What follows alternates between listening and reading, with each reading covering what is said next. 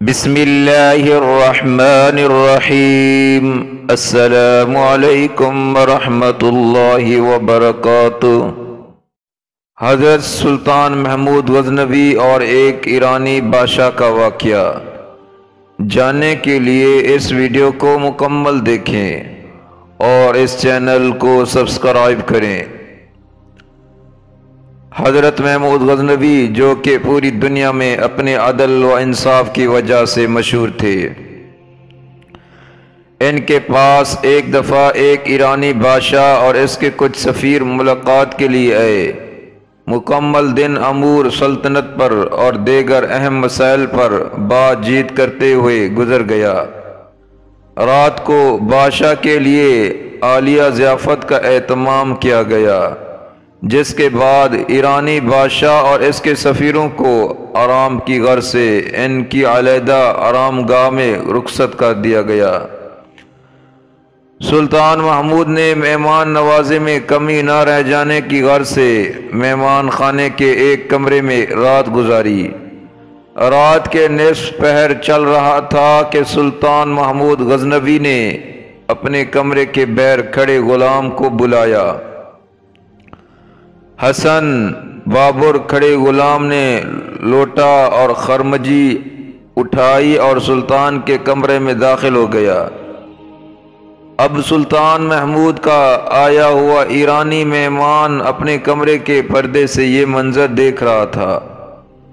وہ غلام کے اس عمل سے بہت حیران تھا، لہذا وہ بہت شدت سے غلام کا کمرے سے باہر نکلنے کا انتظار کرنے لگا۔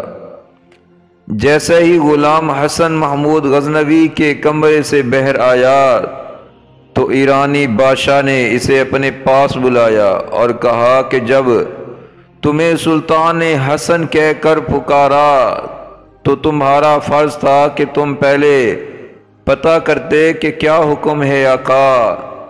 تم بنا پوچھے لوٹا اور خرمچی اٹھائے سلطان محمود غزنوی کے کمرے میں داخل ہو گئے۔ ہو سکتا تھا کہ شاید انہیں کسی اور چیز کی ضرورت ہو۔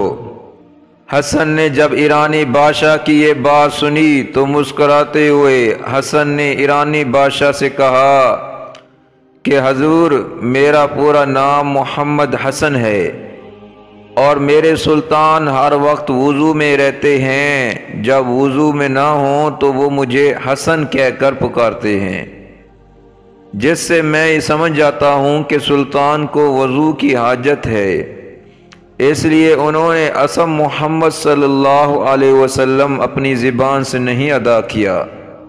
آج تک میرے سلطان نے مجھے بنا وضو کے محمد حسن کہہ کر نہیں بلایا۔ اللہ اکبر۔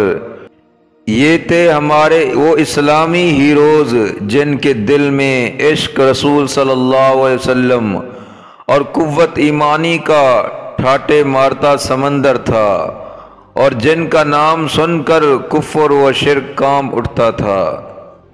جب تک مسلمانوں نے قرآن و حدیث اور صوفیہ کرام کا دامن تھام رکھا تب تک وہ دنیا میں غالب رہے، اور جب انہیں ہاتھوں میں شراب اور عورتوں نے جگہ لے لی تو ذلت و رسوائی مقدر بن گئی۔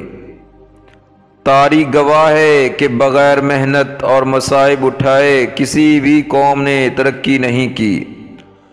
وہ معاشرے جہاں عدل و انصاف کے تقاضے طبقے اور مال و دولت کے حساب سے ہوں، تباہی اس معاشرے اس قوم کا مقدر بن جاتی ہے۔ میرے پیارے دوستو، اس ویڈیو کو دوستوں کے ساتھ اس ویڈیو کو شیئر کریں اور اس چینل کو سبسکرائب کریں۔ جزاکم اللہ خیرا۔